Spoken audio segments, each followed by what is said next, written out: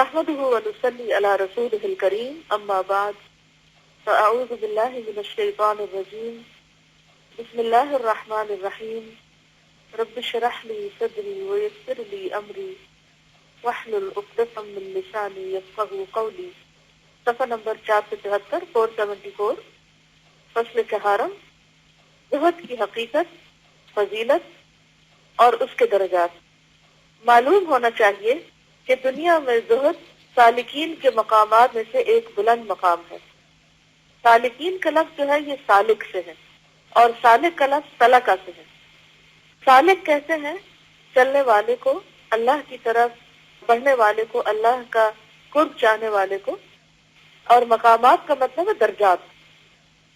زہد جو ہے یعنی دنیا سے بے رغبتی، سالکین یعنی اللہ کی طرف جو جانے والے ہیں ان کے مقامات یعنی درجات میں سے ایک بلند مقام ہے، یعنی وہ اللہ کے قریب پہنچنے کے لیے جو مختلف سٹیپس ہیں ان میں سے اعلیٰ ترین اور انتہائی ایک سٹیپ ہے۔ اور زہد نام ہے ایک چیز سے منہ پھیرنا تاکہ اس سے بہتر کو حاصل کر سکے۔ زہد کا لفظی معنی ہوتا ہے نا بے رغبتی کرنا، یعنی کسی ایک چیز سے بے رغبت ہونا تاکہ اس سے بہتر چیز کو حاصل کیا جا سکے۔ لیکن شرط یہ ہے کہ جس سے منہ پھیرتا ہے وہ چیز بھی کسی نہ کسی طرح اسے مرغوب ہو، یعنی وہ بھی اس کی پسندیدہ ہو، کیونکہ جو چیزیں ہمیں زندگی میں پسند نہیں ہوتی ان سے تو ہم خود ہی منہ پھیر لیتے ہیں، لیکن جو چیز پسند ہو، جس چیز سے محبت ہو، پھر اس سے رغبت نہ رکھی جائے یا نہ رکھنے کی کوشش کی جائے تاکہ اس سے بہتر چیز کی طرف انسان راغب ہو سکے، تو یہ دراصل زہد ہے۔ مثلا دنیا سے رغبت نہ رکھے تاکہ جنت حاصل ہو سکے، تو یہ زہد ہے۔ جو آدمی ایسی چیز سے منہ پھیرے جو نہ تو فی نفسی ہی مرغوب ہو، یعنی اٹ سیلف وہ کوئی پسندیدہ نہیں، نہ اس کی طلب کی اس کو کوئی خواہش ہے، تو اسے زاہد نہیں کہا جائے گا، یعنی ایسا شخص زاہد نہیں، کیونکہ اسے وہ چیز پسند ہی نہیں، تو ضرورت ہی نہیں اس کی۔ مثلا آپ اگر بازار میں جا رہے ہیں اور وہاں طرح طرح کی چیزیں رکھی ہوئی ہیں اور آپ ایک مخصوص چیز لینے کے لیے گئے ہیں، تو کیا آپ ہر چیز دیکھتے چلے جائیں گے؟ نہیں، آپ سرسری سی نظر ڈالیں گے اور آگے بڑھتے چلے جائیں گے، حتیٰ کہ آپ کو وہ چیز نظر آ جائے جس کی آپ تلاش میں تھے، تو وہاں آپ رک جائیں گے۔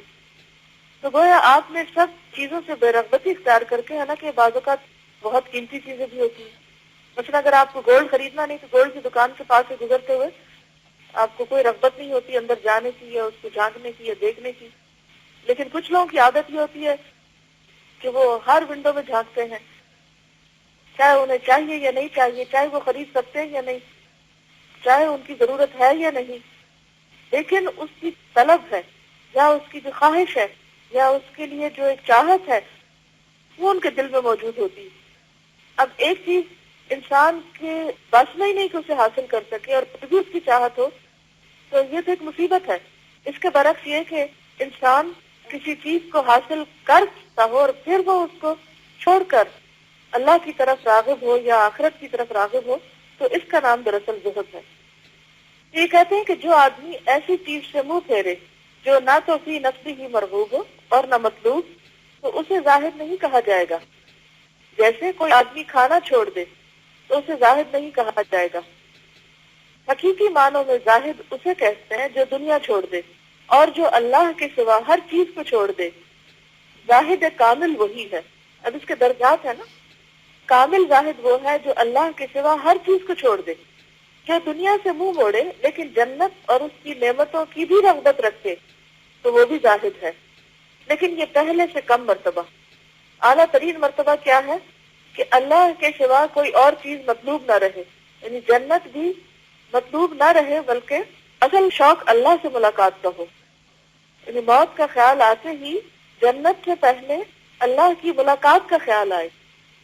معلوم ہونا چاہیے کہ مال کا چھوڑ دینا یا اسے دلوں کو اپنی طرف مائل کرنے کے لیے خرچ کرنا زہد نہیں۔ مال کا چھوڑ دینا کیا ہے کہ انسان مال کمانے کے لیے کوشش نہ کرے، یا کوئی دے تو لے نہیں، یا یہ کہ اس کے پاس ہے لیکن وہ اپنی ذات پہ خرچ نہیں کر رہا بلکہ دوسروں پہ خرچ کر رہا ہے، صرف اس لیے تاکہ دوسرے اس کی طرف مائل ہوں. تو یہ زہد نہیں. یعنی اگر آپ کسی کو کوئی چیز اس لیے دیتے ہیں کہ وہ آپ کی طرف متوجہ ہو تو اس کو زہد نہیں کہا جائے گا. زہد یہ ہے کہ دنیا کو آخرت کے مقابل حقیر سمجھ کر چھوڑ دے. یہ معمولی چیز ہے اور آخرت بڑی چیز ہے. والآخرت خیر و ابقا. جس کو معلوم ہو کہ دنیا برف کی طرح ہے جو پگھلتی ہے اور آخرت موتی کی طرح ہے جو باقی رہتا ہے، تو اس کی خواہش ہوگی کہ دنیا کو بیچ کر آخرت خریدے. اللہ تعالیٰ کا قول ہے قل متاع الدنیا قلیل والآخرت خیر لمن اتقى. آپ کہہ دیں دنیا کا سامان تھوڑا ہے اور آخرت پرہیزگاروں کے لیے بہتر ہے. قل متاع الدنیا قلیل. یہ پوری دنیا بھی اگر سونے سے بھر جائے تو بھی وہ قلیل ہے آخرت کے مقابلے میں. والآخرت خیر لمن اتقى.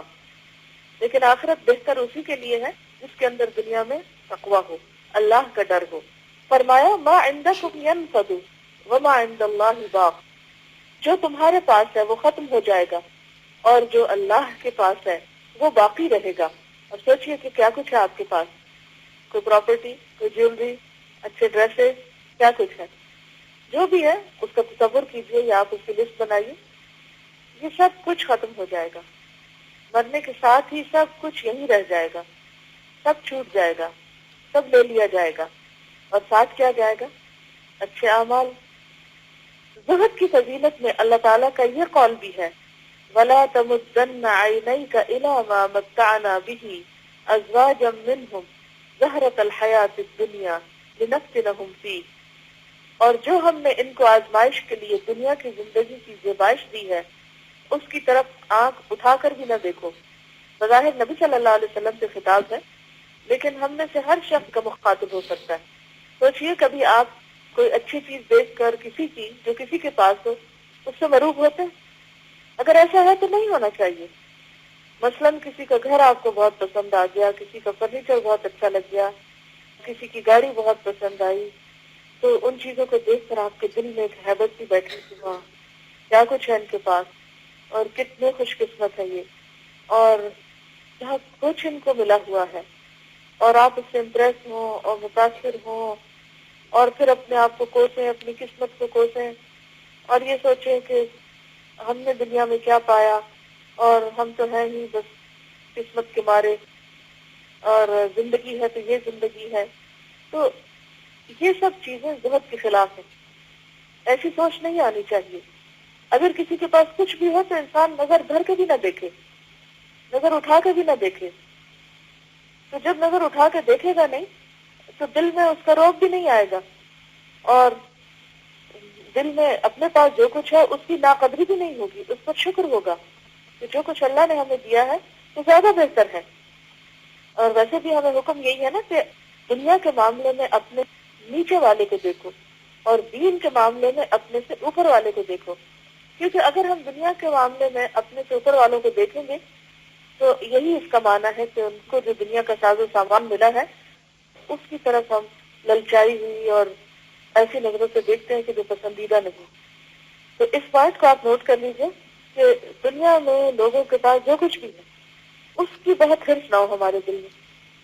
مثلا اگر آپ کسی کو دلہن بنے ہوئے دیکھیں اور جویلری پہنے ہوئے اور بہت اچھا ڈریس پہنے ہوئے تو بس وہاں سرسری دیکھنا کہ ٹھیک ہے اچھا لگ رہا ہے انسان، لیکن غور غور سے دیکھنا کہ اچھا کتنا سیٹ پہنا ہے، کون سا سیٹ پہنا ہے، اس کی کیا قیمت ہوگی، اور پھر یہ کہاں سے بنا ہوگا، اور پھر دل میں ایک ہوپ کا اٹھنا کہ مجھے تو شادی پہ ایسا نہیں ملا تھا اور میرے ماں باپ نے تو کچھ نہیں دیا.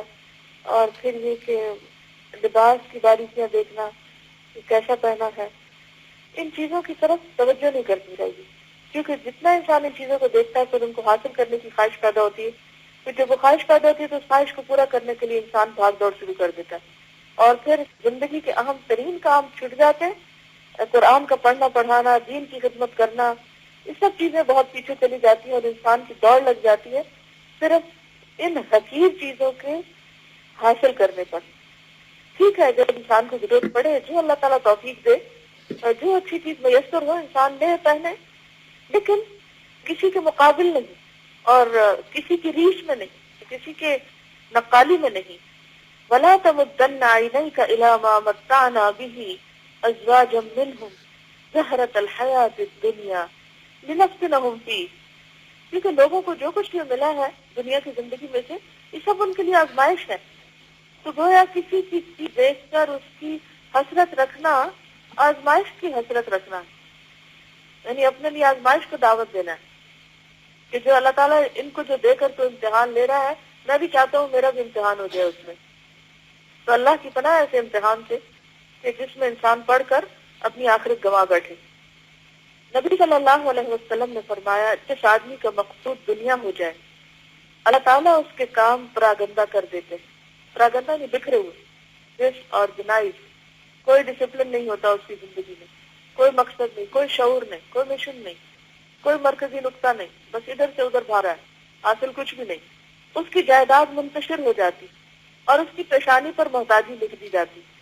پھر دنیا اسے اتنی ہی ملتی ہے جتنی اس کے لیے لکھی گئی.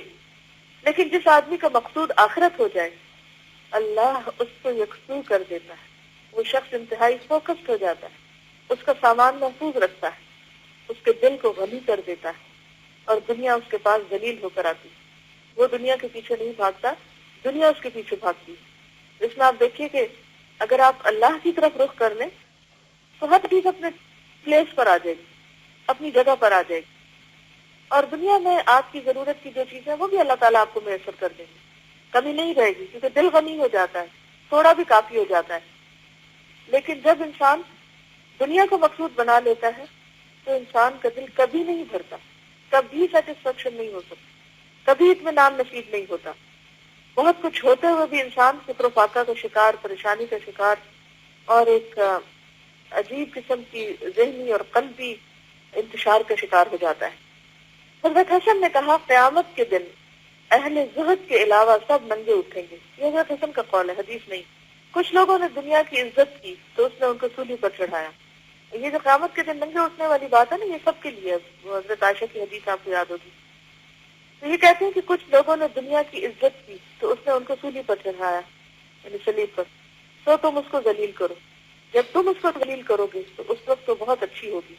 حضرت فضیل نے کہا تمام برائی ایک گھر میں رکھ دی گئی اور اس کی چابی دنیا کی محبت، اور سب بھلائیاں ایک گھر میں رکھ دی گئی ہیں اور اس کی چابی دنیا سے بے رغبتی. یعنی جب انسان دنیا سے بے رغبت ہو جاتا ہے تو اس کی نیڈ بھی کم ہو جاتی اور پھر اس کا دھیان آٹومیٹکلی آخرت کی طرف ہو جاتا. لیکن جب دنیا کی رغبت ہوتی ہے تو انسان کی ضروریات بڑھتی چلی جاتی، پھر ان کی پورا کرنے کے پیچھے دوڑنا شروع کر دیتا ہے اور وہ کبھی کافی ہو نہیں چکتا. لہذا ان خواہشات اور ان ضروریات کی پورا کرنے میں پھر وہ حلال اور حرام کی تمیز بھی نہیں کرتا، جائز اور ناجائز کا فرق بھی نہیں یاد رکھتا، اور پھر اس طرح وہ بس ایک دوڑ میں شامل ہو جاتا ہے جس کا کوئی اختتام نہیں ہوتا. بعض سلف کہتے تھے دنیا سے بے رغبتی دل اور بدن کو آرام دیتی ہے اور اس کی رغبت غم اور فکر بڑھاتی ہے. دنیا سے بے رغبتی دل اور بدن کو آرام دیتی، کیونکہ جب ضروریات کم ہوگی تو دنیا کے لیے بھاگنا بھی کم ہی ہو جائے گا اور اس طرح انسان نسبتاً کم تھکے گا اور دل کا سکون بھی ہوگا، کیونکہ جب بہت زیادہ دنیا کے بارے میں سوچنا نہیں پڑے گا تو پھر اس کو بھی تھوڑا آرام مل جائے گا. زہد کے درجات اور اقسام. بعض لوگ دنیا سے بے رغبت ہونا چاہتے ہیں حالانکہ وہ اس کے حاشیہ نشین ہوتے ہیں، یعنی اس کے آس پاس ہی رہتے ہیں. حاشیہ کس کو کہتے ہیں؟ بارڈر. حاشیہ نشین کا مطلب ہوتا ہے بیٹھنا، یعنی دنیا کے بیچ میں نہیں ہوتے لیکن کناروں کناروں میں ساتھ ساتھ ہی بیٹھے ہوئے ہوتے ہیں. لیکن پھر وہ اپنے نفس سے مجاہدہ کرتے ہیں، یعنی دنیا پوری چھوڑ بھی نہیں سکتے لیکن اپنے آپ کے ساتھ اجتہاد بھی کر رہے ہوتے ہیں، یعنی جد و جہد کر رہے ہوتے ہیں، مجاہدہ کر رہے ہوتے ہیں. ان کو متزاہد کہا جاتا ہے، متفاعل کے وزن پر، اور یہ زہد کی ابتدا ہے. یعنی انسان ایک کشمکش کا شکار ہوتا ہے اور انسان پوری کوشش کر رہا ہوتا ہے کہ وہ کسی طرح دنیا کے مقابلے میں اپنی آخرت کو ترجیح دے دے. دوسرا درجہ یہ ہے کہ کوئی شخص بخوشی دنیا سے بے رغبت ہو، اپنے نفس کو اس میں تکلیف نہ دے، لیکن اس کی نگاہ میں زہد کی قدر و قیمت زیادہ ہو. ایسا شخص جلد مراد پا لیتا ہے. اسے یہ احساس مسرت یعنی خوشی بخشتا ہے کہ اس نے ایک پیاری چیز ضرور چھوڑ دی ہے لیکن اس سے زیادہ اچھی چیز حاصل کر لی ہے. جیسے کوئی 2 درہم لینے کے لیے 1 درہم کو چھوڑ دے، یہ دوسری چیز کیا ہے کہ بخوشی دنیا سے بے رغبت ہو، مجبوراً نہیں۔ مثلاً اگر کسی کو کوئی خاص بیماری ہو جاتی کہ وہ میٹھا نہیں کھا سکتا، تو ڈائبٹیز یا اسی طرح کوئی اور ایسی تکلیف ہے کہ جس میں کچھ غذائیں انسان کو ممنوع قرار دے دی جاتی، اب وہ اگر مجبوراً چھوڑ رہا ہے تو وہ تو علاج کے لیے، اپنی صحت اور اپنی زندگی کے لیے چھوڑ رہا ہے، بخوشی تو نہیں چھوڑ رہا۔ لیکن اگر کوئی شخص کسی بھی چیز کو اپنی خوشی سے چھوڑ دیتا ہے کہ وہ اس کے دین کے راستے میں نقصان دہ ہے، تو یہی دراصل زہد ہے۔ تیسرا درجہ یہ ہے کہ آدمی خوشی سے زہد اختیار کرے اور اپنے زہد سے بھی بے رغبت ہو، یعنی انسان اس کا بھی بہت وچار نہ کرے۔ وچار کا معنی آتا یعنی اس کا بہت تذکرہ نہ کرے کہ مجھے تو یہ بھی پسند نہیں، مجھے تو وہ بھی پسند نہیں، یعنی جو چھوڑا اللہ کی خاطر بس چھوڑ دیا ہے، اب بار بار اس کا ذکر کرنا کیسا؟ وہ یہ سمجھے میں نے کوئی چیز نہیں چھوڑی، کیونکہ وہ جانتا ہے کہ دنیا کوئی چیز ہی نہیں ہے، یعنی اگر چھوڑا بھی ہے کچھ تو کیا چھوڑا جس کی کچھ حقیقت ہی نہیں، جس کا سکور 0 ہے، اس کو اگر آپ نے کراس کر بھی دیا تو کیا چھوڑا آپ نے؟ کچھ بھی نہیں۔ اس کی مثال ایسی ہے جیسے کوئی آدمی چیتڑے کو چھوڑ دے اور ہیرا پکڑ لے، ظاہر ہے وہ ہیرے کو چیتڑے کا معاوضہ نہیں سمجھے گا، اور یہ کمال درجے کا زہد ہے۔ معلوم ہونا چاہیے دنیا چھوڑنے والے کی مثال ایسی ہے جیسے کوئی شخص بادشاہ سے ملنے جائے اور دروازے پر بیٹھا ہوا کتا اسے روک دے تو وہ روٹی کا ایک ٹکڑا اس کے آگے ڈال کر اندر چلا جائے، روٹی کا ایک ٹکڑا اس کے آگے ڈال کر اندر چلا جائے اور بادشاہ کا قرب حاصل کر لے۔ کیا تم سمجھتے ہو کہ وہ شخص بادشاہ کے پاس اپنے اس ایک لقمے پر احسان جتائے گا جو اس نے کتے کو ڈالا تھا؟ وہ اندر جا کے کہے گا آپ سے ملنے کے لیے مجھے روٹی کا ٹکڑا آپ کے کتے کو ڈالنا پڑا، آپ کے کتے نے میری روٹی کھا لی، تو اس روٹی کو دے کر ہی مجھے آپ سے ملنے کا شرف حاصل ہوا، دیکھیں نا میری روٹی گئی آپ کی ملاقات کی راہ میں۔ یقیناً نہیں۔ تو شیطان اللہ تعالیٰ کے دروازے پر کتا ہے، وہ لوگوں کو داخل ہونے سے روکتا ہے، حالانکہ دروازہ کھلا ہے اور پردہ اٹھا ہوا ہے۔ دنیا لقمے کی طرح ہے، تو جس نے بادشاہ کی قربت حاصل کرنے کے لیے دنیا کو چھوڑ دیا وہ پھر اس کا خیال بھی نہ کرے گا، کیونکہ اس کے بدلے میں اسے جو کچھ دیا گیا ہے بہت بیش قیمت ہے، یعنی بہت زیادہ قیمتی ہے۔ یعنی اگر دنیا کی کچھ نعمتیں، کچھ راحتیں، کچھ لذتیں چھوڑ کر اگر آپ اللہ کے دین کو سیکھ رہے ہیں یہاں پر یا دین کا کچھ کام کر رہے ہیں تو اس میں احسان جتانے کی کیا بات ہے؟ کیونکہ جو سعادت اور نعمت آپ کو ملی ہے اور جو اللہ کی محبت اور اللہ کا قرب اور اللہ سے قرب کی ایک خوشی آپ کو نصیب ہوئی ہے، اس کے عوض میں جو کچھ آپ نے چھوڑا دنیا میں وہ تو ایک چیز ہے۔ کیا انسان پوری زندگی کا بھی مال خرچ کر کے ایسی دل کی خوشی حاصل کر سکتا؟ ہرگز بھی نہیں۔ تو اللہ کی کتاب پڑھنے سے انسان کو حاصل ہوتی ہے، اللہ کے آگے جھکنے سے انسان کو حاصل ہوتی ہے۔ تو یہ انتہائی ضروری ہے کہ انسان جو کچھ اللہ کی خاطر چھوڑے اس کا ذکر بھی نہ کرے، تو اس نے جو کچھ چھوڑا وہ حقیر ہے۔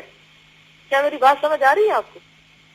خاص طور پر وہ بچے جو نئے ہاسٹل میں آئے ہیں، نئے اور وہ ہوم سک ہو رہے ہیں اور ان کو پریشانی ہو رہی ہوگی کہ ان کے بہت پیارے پیارے لوگ گھر میں رہ گئے پیچھے، یا یہ ہے کہ کوئی جاب چھوڑ کر آیا ہوگا پڑھنے کے لیے، کسی نے شاید بچے چھوڑے ہوں کسی کے پاس پڑھنے کی خاطر، اسکول آنے کی خاطر، تو اب وہ دل کے اندر شیطان بہت بار آ کے خیال ڈالتا ہے دیکھو اتنا غم ہے تمہیں فلاں چیز چھوڑنے کا، یا وہ غم کا احساس دلاتا ہے کہ دیکھو اس کورس کی خاطر تم نے کس قدر بڑی قربانی کی، اور پھر ہر جگہ بیٹھ کے ذکر کرواتا ہے کہ میں نے اس کی خاطر یہ قربانی کی، میں نے یہ چھوڑا، میں نے یہ چھوڑا۔ تب آپ دیکھیں کہ ہم یہ بھول جاتے ہیں کہ ہم کیا پا رہے ہیں، ہم کو کیا مل رہا ہے، اور ہم ذکر کیے چلے جاتے ہیں کہ ہم نے کیا چھوڑا۔ ذرا کمپیریزن کریں کہ جو کچھ آپ نے چھوڑا ہے اس کے مقابلے میں جو کچھ آپ کو ملا ہے اس کی ویلیو کتنی زیادہ ہے۔ تو وقتی طور پر اگر کبھی کوئی بھی قربانی کرنی پڑے اللہ کی خاطر کسی بھی چیز کی، تو اسے معمولی سمجھے کہ میں نے تو کچھ نہیں دیا، مجھے جو کچھ ملا ہے وہ انتہائی قیمتی ہے۔ دنیا لقمے کی طرح ہے، تو جس نے بادشاہ کی قربت حاصل کرنے کے لیے دنیا کو چھوڑ دیا وہ پھر اس کا خیال بھی نہ کرے گا، کیونکہ اس کے بدلے میں اسے جو کچھ دیا گیا ہے بہت بیش قیمت ہے۔ اگر کسی کو 1000 سال عمر دی جائے تو دنیا کی تمام نعمتوں کی مثال آخرت کی تمام نعمتوں کے مقابلے میں ایک لقمہ ہے۔ یعنی اگر آپ سب کچھ بھی چھوڑ دیں جو آپ کو ملا ہے تو گویا آپ نے ایک لقمہ دے کر سب کچھ پال لی. جس کو اللہ کی محبت مل جائے، اللہ کا قرب مل جائے، اسے اور کیا چاہیے.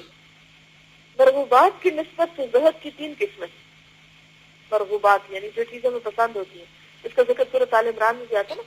زین للناس حب الشہوات من النساء والبنین والقناطیر المقنطرة من الذهب والفضة والخيل المسومة والانعام والحرث ذلك متاع الحیات الدنیا. اور پھر اس کے بعد اللہ تعالیٰ فرماتے ہیں قل اؤنبئکم بخیر من ذالکم، کیا اس سے بہتر تمہیں بتائیں؟ اس سے بھی بہتر بہت کچھ ہے. یعنی دنیا کی ساری مرغوبات کا ذکر کر کے اللہ تعالیٰ اس سے بہتر چیز یعنی آخرت کی جنتوں کا پھر ذکر کرتے ہیں. تو جنت پانے کے لیے اگر یہ ساری مرغوبات بھی چھوڑنی پڑے تو بھی نفع کا سودا ہے. کیا دے کے کیا لے رہے ہیں سوچئے تو. یہ کہتے ہیں کہ مرغوبات کی نسبت سے زہد کی 3 قسمیں ہیں. نمبر 1، اللہ تعالیٰ کے عذاب، حساب اور آئندہ کی ہولناکیوں سے نجات کے لیے زہد اختیار کر لیا جائے کہ کہیں آخرت میں پکڑ نہ ہو. تو حرام چیزیں چھوڑ دے انسان، شکوک و شبہات والی بھی چھوڑ دے، اور دنیا کی زائد زینت بھی چھوڑ دے کہ حساب ہوگا اس کا. یہ ڈرنے والوں کا زہد ہے. نمبر 2، ثواب اور معودہ نعمتیں. معودہ کا مطلب جن کا وعدہ کیا گیا ہے، پرومسڈ نعمتیں حاصل کرنے کے لیے زہد اختیار کیا جائے. یہ امید رکھنے والوں کا زہد ہے کہ انہوں نے نعمتوں کو نعمتوں کے لیے چھوڑا ہے. اور تیسرا سب سے اعلیٰ زہد ہے کہ نہ تو دکھوں سے نجات کے لیے ہو اور نہ لذتوں کے حصول کے لیے، بلکہ صرف اللہ کی ملاقات کے لیے ہو. انما نطعمکم لوجہ اللہ لا نريد منکم جزاء ولا شکورا. لوجہ اللہ، صرف اور صرف اللہ کی خاطر. اور یہ محسنین اور عارفین کا زہد ہے. عارفین سے مراد وہ جو اللہ کی پہچان رکھتے ہیں، معرفت رکھتے ہیں. تو یہ تھا آج کا چیپٹر. اب اگر آپ لوگوں کے پاس کچھ سوال ہوں تو موسٹ ویلکم. السلام علیکم استاذہ. وعلیکم السلام. استاذہ مجھے زہد کے بارے میں تھوڑی سی کنفیوژن تھی کہ مطلب ایک تو وہ مال ہے جو اللہ تعالیٰ کا دیا ہوا ہے تو اس میں لالچ کرنا، یا نہیں ہے تو اس کے لیے لالچ کرنا، اور ایک یہ ہے کہ اللہ تعالیٰ نے مال دیا ہوا ہے اور جس طرح حدیث سے ثابت ہے کہ اللہ تعالیٰ نے عطا کیا ہو تو اس کا اثر انسان کے اوپر ظاہر ہو اس کی ذات پہ، تو پھر اس مال کو اپنے اوپر خرچ نہ کرنا زہد ہے، یا پھر مال کا لالچ ہی نہ کرنا زہد ہے؟ مال کا لالچ نہ کرنا زہد ہے. ضرورت کے تحت انسان اگر اسے خرچ کرے گا اور وہ ایک طرح سے اللہ تعالیٰ کی شکر گزاری شامل ہوگا، اس میں تو کوئی خرابی نہیں. یہ پیچھے آپ پڑھ چکے ہیں نا اس کے بارے میں. اور اگر مطلب مال کو خرچ کرنا تو وہ کس حد تک کیا جائے؟ صرف ضرورت کو پورا کرنا؟ جی اپنی ضروریات کو پورا کرے، لیکن بہت زیادہ زیب و زینت میں نہ پڑے کیونکہ وہ پھر وقت کا ضیاع ہوتا ہے. انسان آخرت کے لیے نہیں کچھ کر سکتا. السلام علیکم استاذہ. آج کا لیسن بہت ہی زیادہ مجھے اس لیے اچھا لگا کہ مجھے لگا کہ اللہ تعالیٰ نے جو آنکھیں بنائی ہیں کتنی امپورٹنٹ ہے نا، کہ ہم ان سے اتنا زیادہ ایک ویژن ہوتا ہے انہی آنکھوں سے، اور ہم اس میں چوز بھی کر سکتے ہیں اپنے دل کے حساب سے کہ ہم پھر جو کچھ دیکھ رہے ہیں اس میں کس چیز پہ فوکس کرنا ہے اور کس چیز پر فوکس نہیں کرنا. اور میں شروع سے مجھے بہت زیادہ شوق ہوتا تھا ڈرائنگ کا اور پینٹنگ وغیرہ کا، تو اس میں پھر وہ آپ کو بہت زیادہ وہ ہو جاتا ہے نا، ایک بیوٹی کو انجوائے کرنا اور ارد گرد دیکھنا. تو میں یہ سوچ رہی تھی کہ کتنا یہ ڈسپشن ہے نا شیطان کا، کہ مجھے تو یہ لگتا تھا کہ میں اگر کسی کی چیزوں کو دیکھ رہی ہوں یا بہت جو نمود و نمائش کی جو چیزیں ہوتی ہیں میں تو بیوٹی کو انجوائے کر رہی ہوں. لیکن میں اکثر سوچتی تھی پھر میرے دل میں ایک بے چینی اور وہ اضطراب سا ہو جاتا تھا کہ پتہ نہیں شاید کچھ کمی ہے میرے میں کہ دوسرے کی چیز کو دیکھ کر کبھی اس لحاظ سے نہیں سوچا تھا کہ یہ شیطان کا ایک ڈسپشن ہے کہ وہ جہاں ہمیں بے چین کرتا ہے ان چیزوں کے ذریعے نا. آہستہ آہستہ پھر یہ چیز میرے اندر آئی اور آج یہ پڑھ کے پھر مجھے اس سے بہت زیادہ تسلی ہو گیا کہ واقعی سب سے پہلا سٹیپ یہ ہے کہ ہم جب کہیں پر کسی کی چیز کو دیکھیں یا دنیا میں ویسے جو آج کل تو بہت ہی زیادہ مٹیریلزم کا دور ہے تو آپ کو بہت زیادہ ادھر ادھر بھی نہیں جانا پڑتا، ہر وقت مٹیریل خود ہی وہ بڑھ بڑھ کے آپ کو نظر آ رہا ہوتا ہے. وہ جیسے ان کو مچھلیاں اچھل اچھل کر وہ نظر آ رہی ہوتی تھی نا کہ وہ پھر ان کو پکڑے بغیر رہ نہیں سکتے تھے. اور دوسری بات ایک اور یہ ہے کہ ہم نا اس کو اچیومنٹ کے ساتھ اس کو ریلیٹ کر دیا ہے. اور یہ بھی ایک شیطان کا ہی وسوسہ ہے کہ ہم سمجھتے ہیں کہ جس کے پاس بہت کچھ ہے وہ اس نے یہ اچیو کیا ہے، ہم مطلب اس کو اللہ کی دین یا اس طرح سے تو نہیں سمجھتے. تو اس سے بھی پھر آپ کو ایک اگر آپ زہد اختیار کر رہے ہیں یا آپ چیزوں میں اتنا نہیں انوالو، تو دوسرے آپ کو لیک آف اچیومنٹ کا ایک تانا ملتا ہے آپ کو کہ آپ انکمپیٹنٹ ہیں یا آپ نے کچھ زندگی میں یعنی اچیو نہیں کیا. تو آئی تھنک کہ یہ بھی ڈیفینیشن چینج کرنے کی ضرورت ہے. اور بہت ہی انلائٹننگ تھا آج کا چیپٹر، الحمدللہ. جزاک اللہ خیر. سازا چند کوشچن اسٹوڈنٹس کی طرف سے ریٹرن آئے ہیں، اگر آپ کی اجازت ہو تو پڑھ کے سنا دوں. جی. زہد کے بارے میں تھوڑی سی کنفیوژنس ہیں لوگوں کو، اور ایک یہ بات لکھی گئی ہے کہ جہاں کہا کہ وہ زاہد وہ ہو جو جنت کی طلب نہ رکھے، بہتر زاہد، جبکہ اللہ تعالیٰ نے خود کہا کہ اگر مانگو تو جنت الفردوس مانگو، یعنی جنت کا بیسٹ درجہ مانگنا چاہیے. ایسا ہے کہ اللہ تعالیٰ کو یہ پتا تھا کہ مختلف طرح کے لوگ ہوتے ہیں. کچھ لوگ ایسے ہوتے ہیں کہ جن کو صرف جنت کا شوق ہی نیکی کروا سکتا ہے. اس میں کوئی حرج نہیں، انہوں نے یہ تو نہیں لکھا ہوا نا، وہ درجے بتائیں. کوئی حرج نہیں ہے، جنت کا شوق رکھیں آپ اگر آپ رکھنا چاہتے ہیں. لیکن کچھ لوگوں کے لیے اس سے بھی آگے ایک درجہ ہوتا ہے. وہ کم لوگوں کا ہوتا ہے، اس کی کم لوگوں کو یہ بات سمجھ آئے گی. بہت سے لوگ چونکہ پھر وہی ظاہری نظر والی بات کہ وہ ظاہری نظر سے جب چیزوں کو دیکھتے ہیں اور میجارٹی ایسے ہی دیکھتی ہے تو ان کو وہ بات زیادہ اپیل کرتی. کسی کو جنت کا شوق زیادہ اپیل کرتا ہے، تو بات نہیں ہے، کیونکہ اللہ تعالیٰ خود کہتے ہیں کہ سارے الی مغفرۃ من ربکم وجنت. کچھ لوگوں کو جہنم کا خوف جو ہے وہ بچاتا ہے برائیوں سے. لیکن کچھ لوگ کیا چاہتے ہیں، جو آیت میں آتا ہے نا کہ انما نطعمکم لوجہ اللہ لا نرید منکم جزاء ولا شکورا، اور اس میں آگے آتا ہے انا نخاف من ربنا یوما عبوسا قمطریرا فوقاهم اللہ شر ذلک اليوم ولقاهم نضرة وسرورا. ٹھیک ہے، تو اس میں آپ دیکھیں کہ پرائرٹی کیا ہے ان کی. انما نطعمکم لوجہ اللہ، پھر اس کے بعد جہنم کی بات کرتے ہیں، وہاں جنت کی بات نہیں ہوتی. اگر آپ قرآن پاک کے مختلف حصے پڑھیں آپ کو پتہ چلے گا کہ مختلف جگہوں پر مختلف چیزوں کا ذکر کیا گیا ہے، اور یہ مختلف طبیعتوں کے مختلف چوائسز کی وجہ سے بھی ہے، اور اس میں درجات ہیں. السلام علیکم استاذہ. والد اس میں تھوڑا سا میں اپنا ایکسپیرینس بتاؤں گی. اس میں یہ ہوتا ہے کہ شروع میں جب یہ بات سنی تھی نا کہ وہ زاہد ہے جو عذاب کے ڈرنے سے یا پھر جنت کے حصول کے لیے کوشش کرتا ہے، بلکہ وہ جو صرف اللہ کے لیے، تو یہ بات نا بڑی عجیب لگتی تھی. لیکن جو آپ آگے بڑھتے جاتے ہیں اور آپ سمجھتے جاتے ہیں، اس وقت بھی جا کے پھر آپ کو واقعی سمجھ میں آتی ہے کہ اب جو کام کرنا ہے صرف اللہ کے لیے. تو اس میں بالکل درجات بھی ہوتے ہیں انسان کے، کہ خود انسان کا اپنا لیول بھی آہستہ آہستہ بڑھتا جاتا ہے جو وہ آگے بڑھتا ہے.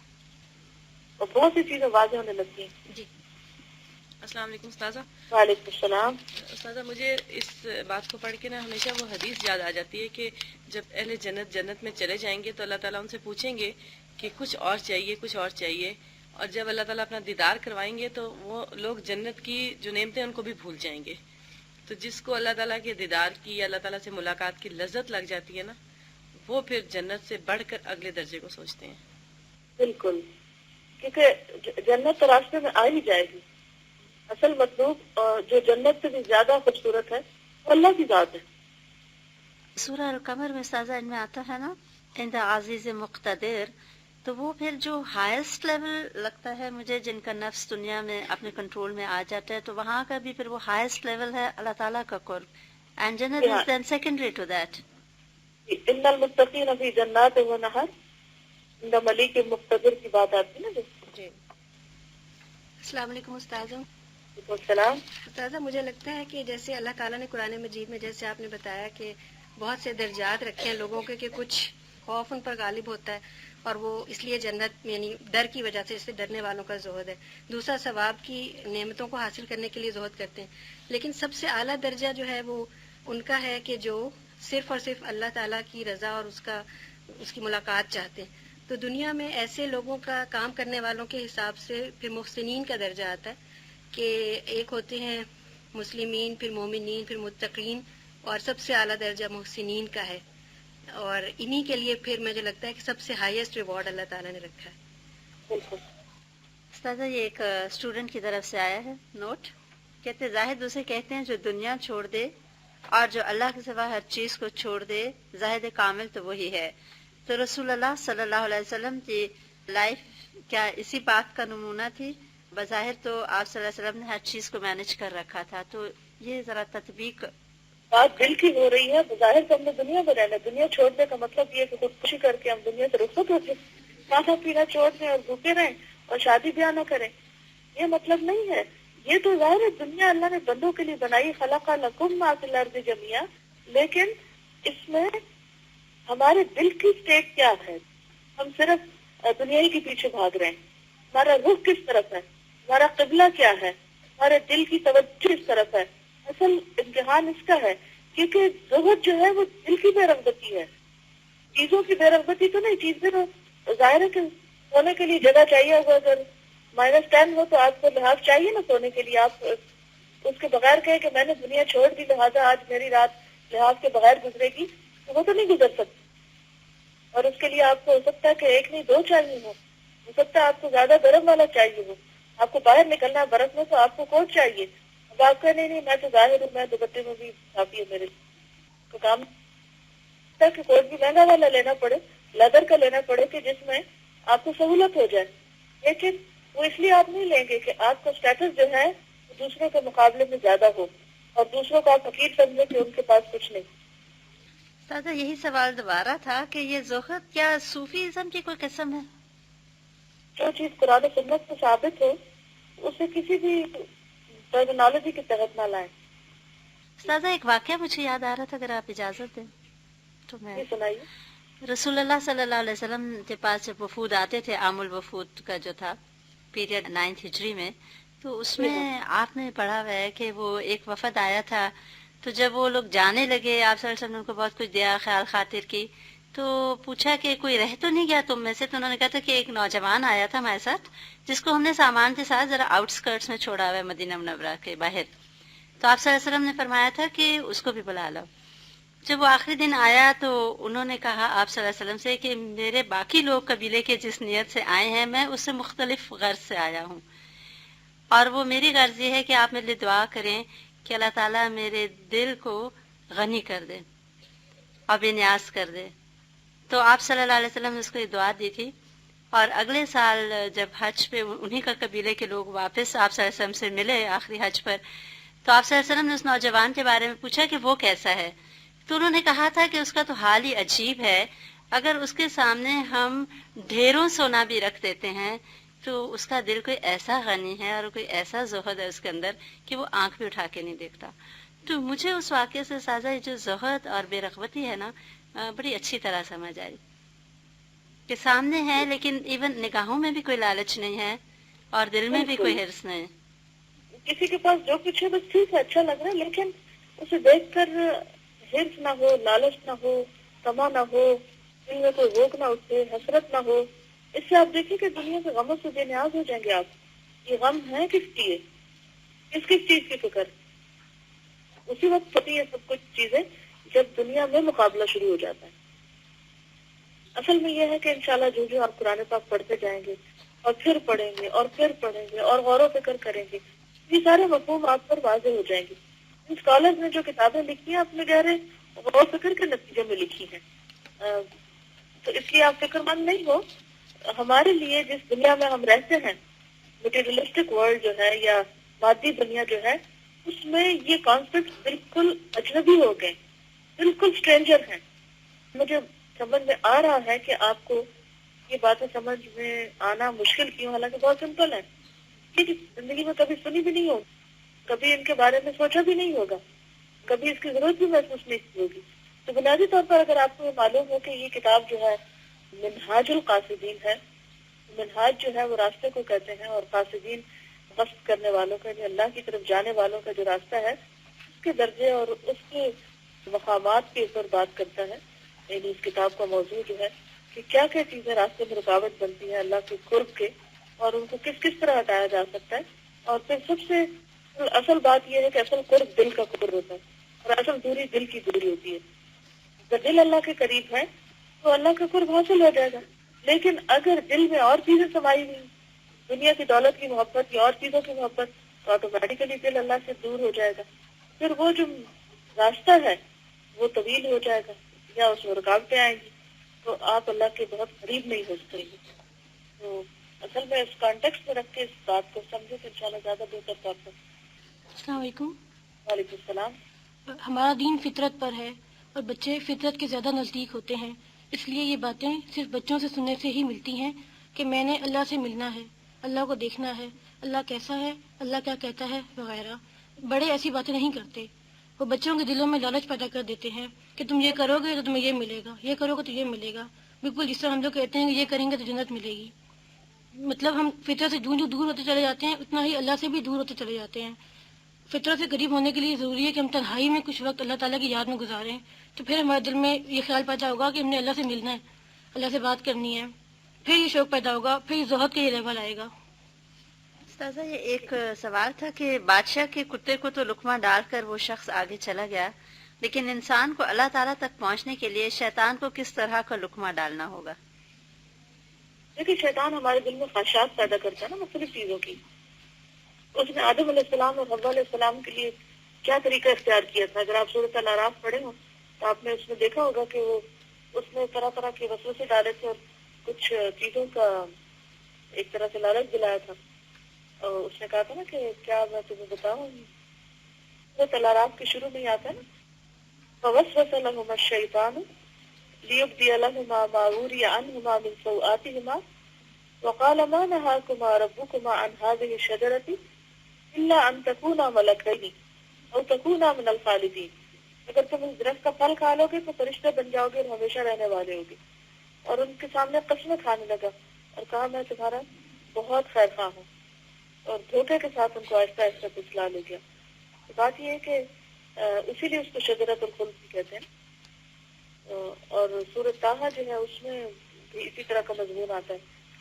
بنیادی طور پر جب انسان کے دل میں ہمیشہ جینے کی خواہش، بادشاہت کی خواہش، اتھارٹی کی، حکومت کی، اس طرح کی جب خواہشات پیدا ہونے لگتی ہے تو اسی رستے سے شیطان آتا ہے. اور جب انسان ان چیزوں سے بے نیاز ہو جاتا ہے اور کوئی بھی کام خالص اللہ کے لیے کرتا ہے، پھر یہ ایسا ہی ہے کہ اس نے وہ جو جس چیز کی شیطان خواہش ڈال رہا تھا اس کو ایک جب نکال دیا تو پھر لازمی طور پر اخلاص آتا ہے انسان کے اندر. یہ سورۃ طٰہٰ کی آیت ہے فوسوس الیہ الشیطان، آیت نمبر 120 ہے. قال یا آدم هل ادلک علی شجرۃ الخلد. تو پتہ چلتا ہے کہ حوا کے پاس نہیں آدم کے پاس آیا تھا. قال یا آدم هل ادلک علی شجرۃ الخلد وملک لا یبلی.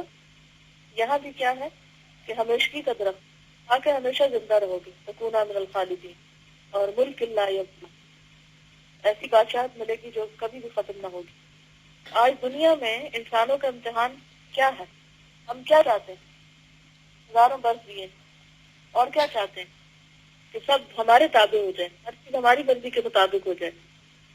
کون سی ایسی خواہشات ہیں کہ جو انسان کے لیے تباہ کن ہیں اور خصوصی طور پر اس کے اندر ایروگنس پیدا کرتی ہیں، اور پھر وہ اللہ کے قریب نہیں ہو سکتا، عاجزی نہیں آتی، ہیوملٹی نہیں آتی انسان کے اندر. ہم سب غور و فکر کر سکتے ہیں. کیا خیال ہے کہ آدم اور حوا کو اگر اس نے اس طریقے سے ان کا پیچھا کیا تھا تو وہ ہمیں چھوڑ دے گا؟ وہ کیا آتا ہے قرآن پاک میں، جو حضرت عمر بن عبدالعزیز جس وقت فوت ہو رہے تھے تو اس وقت پڑھ رہے تھے دار الاخرۃ نجعلها للذین لا یریدون علوا فی الارض ولا فسادا والعاقبۃ للمتقین. یہ جو علوم کی خواہش ہے نا، یہ بھی دراصل شیطان انسانوں کے اندر اس کو بھر کے رکھ دیتا ہے اور پھر بالکل اس کی آنکھوں کو پردہ ڈال دیتا ہے. اور اس میں ہم دیکھتے ہیں کہ بہت سے مسلمان حکمران جو حکومت سے پہلے بہت سے، یعنی ان کے اندر تقویٰ بھی تھا، ایمان بھی تھا، لیکن اتھارٹی ملی تو وہ سب کچھ بھول گئے. یہ جو کچھ چیزوں کی حب ہوتی ہے نا انسان کے اندر، اس میں حب جاہ ہے، حب مال ہے، اسی طرح اور چیزیں بھی. ہر انسان کا بچڑا مختلف ہوتا ہے. وہ بنی اسرائیل کے لیے کیا آزمائش تھی، وہ اشربوا فی قلوبہم العجل، ہر ایک کا عجل جو ہے وہ مختلف ہے. سمجھ آ گئی کہ نہیں آئی؟ استاذہ ہمیں یہ سمجھ آئی کہ جو شیطان کو لقمہ ڈالنا ہے نا، وہ اپنے نفس کی مرغوبات کی قربانی کا لقمہ ہے. جو شیطان جن کی طرف کھینچتا ہے اسی کی قربانی کر کے انسان ایک سٹیپ اہیڈ اللہ تعالیٰ کی طرف بڑھتا ہے. جی ہاں، جو چیز اس کے پاس ہے، اس کے بس میں ہے، یعنی کہ جس کا وہ مالک ہے، اس کو چھوڑ کر اپنے اختیار اور اپنی خوشی سے دے کر اس کو تو انسان آگے بڑھ گئے. دیکھیں نا، جیسے ابھی میں نے مثال دی تھی کہ بہت سے لوگ گھر چھوڑ کر یہاں بیٹھے ہیں، تو انہوں نے کیا کیا؟ مرغوب چیز چھوڑی اور آگے بڑھ گئے کی کتاب سیکھنے کے لیے. السلام علیکم. وعلیکم السلام. اصل چیز یہ ہے کہ ہمیں اللہ تعالیٰ کی چونکہ قدر نہیں ہے، اسی وجہ سے ہمیں یہ زہد اختیار کرنا اور یہ چیزیں مشکل لگتی ہیں.